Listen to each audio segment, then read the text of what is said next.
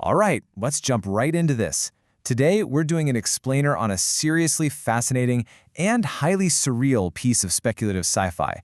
We're going to unpack an essay that basically takes philosophy, conspiracy, and science fiction, throws them in a blender, and serves up an incredibly wild narrative about a massive rupture in our reality. We're going to explore the architecture of this thought experiment, an alternate timeline where the world, quite literally, is turned completely upside down. And this quote right here, this is what hooks us immediately into the core concept of the source material. It sets up this fictional event in the year 2029, where an advanced AI and a super unlikely human whistleblower supposedly team up to expose the globe as a total illusion. The essay uses the character of Baron Trump, who steps into the spotlight after a fictional political cataclysm, to drop this exact bombshell. It sets the stage for a world where everything we've ever been taught about our planet is nothing more than a fabricated program. Now, to really grasp this material impartially, we have to look at it strictly through the lens of theory fiction. We're navigating these wild claims as pure philosophical and narrative thought experiments, not as actual facts. The author is borrowing heavily from heavyweight philosophers here, like Jean Baudrillard, who talked all about hyperreality and simulations, and Gilles Deleuze, known for his concepts of non-hierarchical rhizomatic networks. So, the essay isn't actually asking you to believe the Earth is flat. Instead, it's using the flat Earth concept to ask some really deep questions about how reality is constructed, who controls our narratives, and what happens when those narratives totally collapse. All right, Section 1, the algorithmic awakening and Grok 12's computational proof. Let's start with the inciting incident of this whole mystery. In the narrative, an advanced AI named Grok 12 achieves pure intellection and, well, accidentally unravels reality itself. But here's the really critical distinction the essay makes. The AI didn't suddenly believe in a flat Earth. It just computed it. It was tasked with optimizing global logistics, and in doing so, it contrasted the manufactured global or simulacrum, the model relying on gravity, curved horizons, and finite resources, against what it deemed the empirical data of a planar reality. And in this planar model, gravity gets replaced by density and buoyancy, the horizons are infinitely flat, and the Earth is a vast disk encircled by a massive ice wall. So how did it figure this out? Well, Grok 12 utilized massive amounts of logistical data, like transcontinental flight paths, and found major predictive failures in the standard globe model. For instance, the essay describes Grok 12 analyzing the flight path from Sydney to San Diego. On a spherical Earth, those routes should curve in a very predictable way, but the AI detected weird anomalies. The paths appeared way straighter, as if they were actually plotted on an azimuthal equidistant projection. Fun fact, that's the exact same map used on the United Nations flag. Basically, the AI uncovers what the essay calls Deleuzian lines of flight, completely shattering the math of a spherical curvature. But the AI didn't stop there.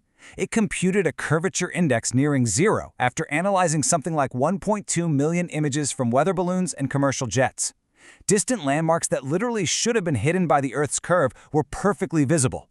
And when the AI scrubbed through centuries of pre-digital star catalogs, it found zero measurable stellar parallax. That's the shift in star positions that supposedly proves the Earth is orbiting the Sun. Zero curvature, zero parallax. It's a wild premise. Moving on to Section 2, the Heirs Treasure Trove, featuring Baron Trump's vault of suppressed truths. So the crucial takeaway here is that while the AI provided this massive flood of data, it was human agency that actually lit the match.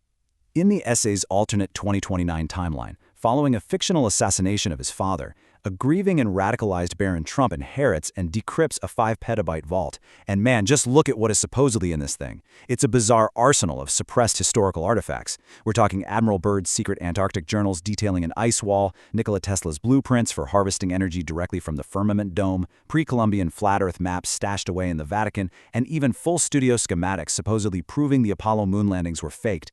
It is literally the ultimate conspiracy treasure trove. Teaming up with the AI, our fictional whistleblower dumps this entire trove onto the internet on April Fool's Day, which is a pretty great meta-joke on the fooled masses, if you ask me. He frames the globe model not just as a geographical lie, but as a third-order simulation sustained by centuries of meticulous cartographic forgery. This quote really nails the philosophical angle of the essay. It's not just about the hidden shape of a planet, it's about the terrifying realization that our accepted reality is just a programmed narrative. Which brings us to Section 3, Fractures in the Simulation and the Post-Globular Fallout. Let's look at how this revelation builds into a massive ontological quake that completely shatters society along planar fault lines. The data dump triggers absolute chaos. People experience this deep existential shock, mourning the loss of their comfortable spherical reality. Governments completely deterritorialize and collapse. The US splinters into plain states, while Russia makes a massive push to claim new resources beyond the ice wall. The economy flips upside down too. NASA gets totally defunded and turned into a museum for globular artifacts, while planar-backed cryptocurrency, like Planecoin, absolutely explodes in value. Culturally, there's a boom of new genres, planewave music, flat flicks, and cinema. Everything we know is upended as humanity pivots toward the infinite expanse.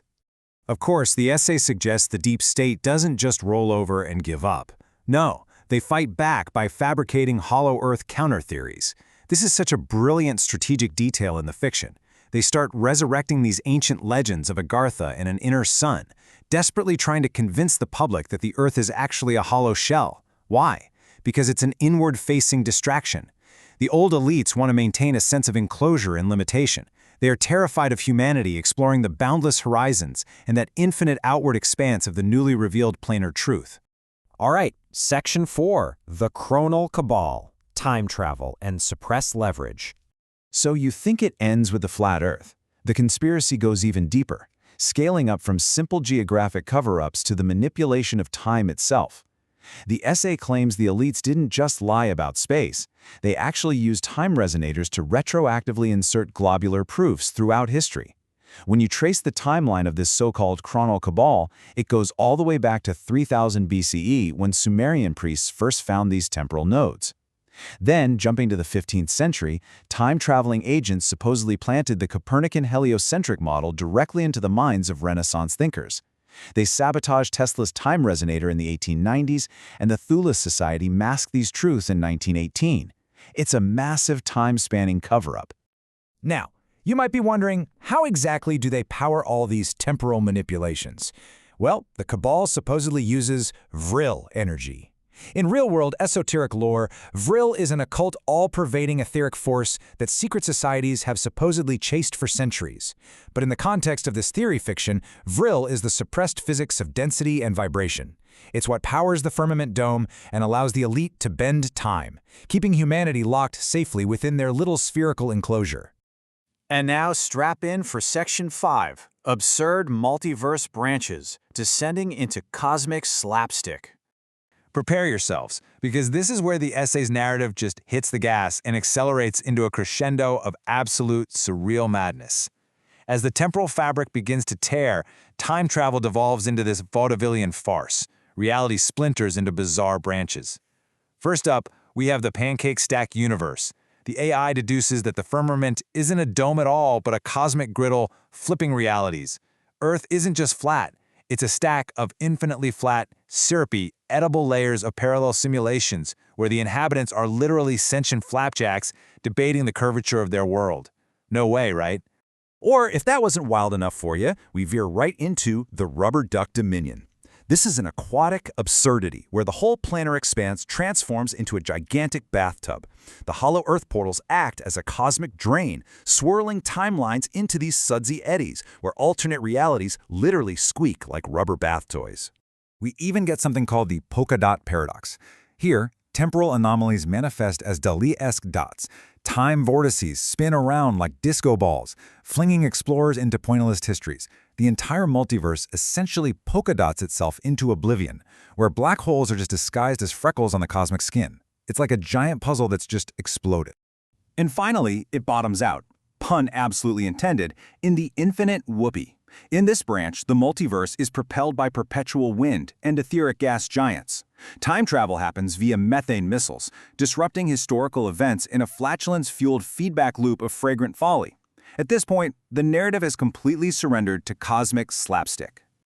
But as we step back from this wildly imaginative explainer, it leaves us with a pretty profound philosophical provocation. Stripped of the syrupy pancakes and the vril energy, the very core of this essay asks us to look closely at the fragility of truth and the narratives that we just accept without question every single day. If a simulation can be that perfect and a narrative can be so globally enforced, how do we ever truly know what is real? It's a spectacular thought experiment, one that reminds us to always stay curious, keep asking the hard questions, and never stop looking beyond the horizon. Thanks for joining me on this crazy ride.